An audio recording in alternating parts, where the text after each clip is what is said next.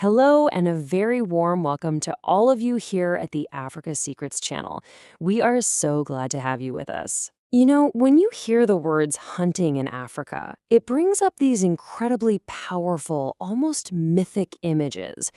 But behind that legend, there's a story that is so much deeper, filled with tradition, controversy, and a real struggle for conservation. So today, let's journey into that world together. Just for a moment, picture Africa. What do you see? I bet for a lot of us, it's these vast, stunning scenes, right?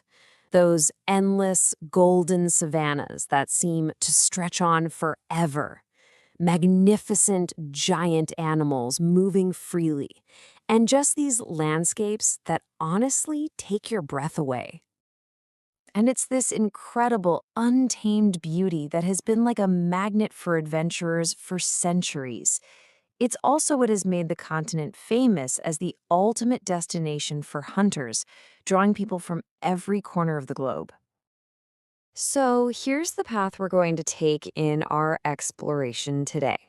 We'll start by looking at what makes Africa so alluring for hunters, then we'll dive into its complicated history, get a picture of the modern safari, tackle those really tough legal and ethical questions, and finally, we'll look ahead to the future of it all.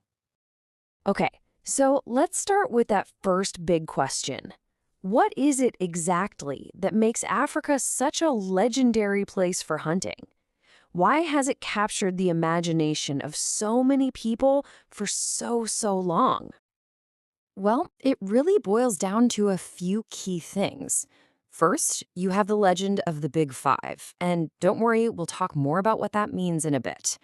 The continent is also home to just countless unique and rare species you just can't find anywhere else on Earth. You add that to the vast protected areas and massive reserves, and you get this perfect mix of pure adventure and raw wild nature. But, the story of hunting in Africa, it's not simple. Not at all. It has changed so dramatically over time, really shifting from an essential act of survival to a global sport. And if we just look back through time, we can see this evolution so clearly. For thousands of years, indigenous people hunted to survive. It was a core part of their culture, their way of life. But then, with the arrival of colonialism in the 18th and 19th centuries, hunting took on a new meaning. It became a symbol of power, a way to collect trophies. By the 20th century, that had morphed into a luxury activity for wealthy tourists. And all of that intense pressure on wildlife, well, that eventually led to the strict regulations that are taking shape today. So, that brings us to the modern era. What does a hunting safari actually look like now? Let's take a closer look at the world of hunting in Africa as it exists today.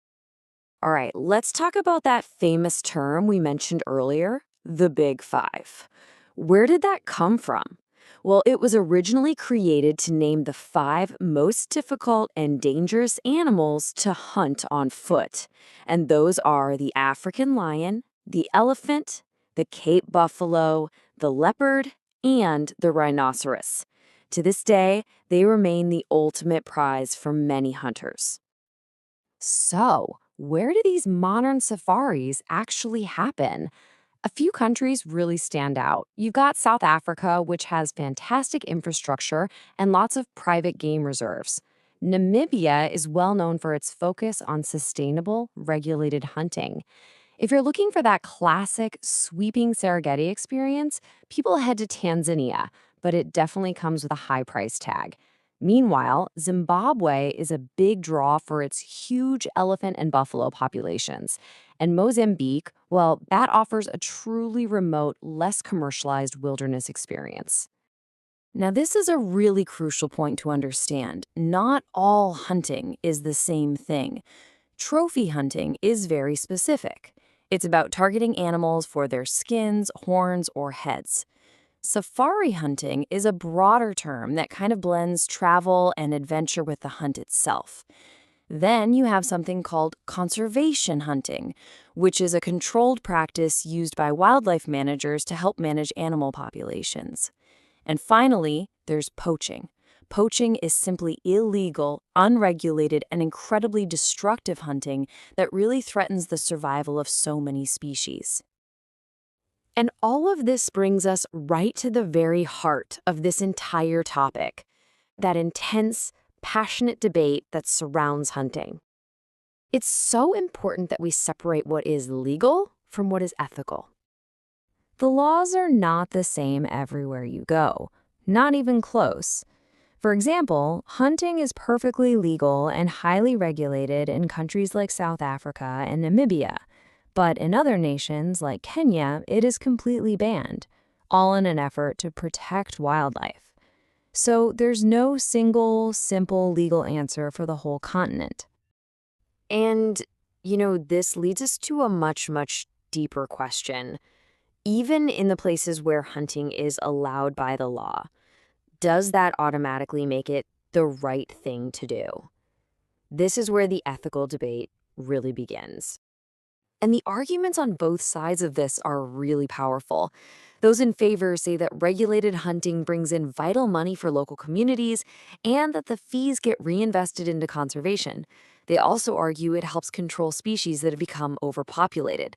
But on the other side, opponents argue that it's often an act of pride, not necessity, that causes suffering to animals, disrupts fragile ecosystems, and can even put endangered populations at greater risk. So, with such a complicated present, what does the future hold? What is next for Africa's incredible wildlife and for the practice of hunting itself? Well, a pretty significant shift is already happening.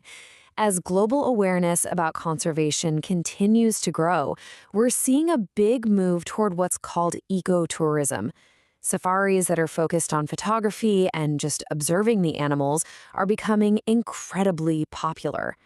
They allow people to experience Africa's majestic wildlife without causing any harm. Ultimately, the path forward here is a really delicate one. The future truly seems to depend on finding a careful, thoughtful balance between the economic needs of local people, the critical goals of conservation, and the growing demand for respecting animal rights. And so, at the end of it all, we're left with this final, powerful question.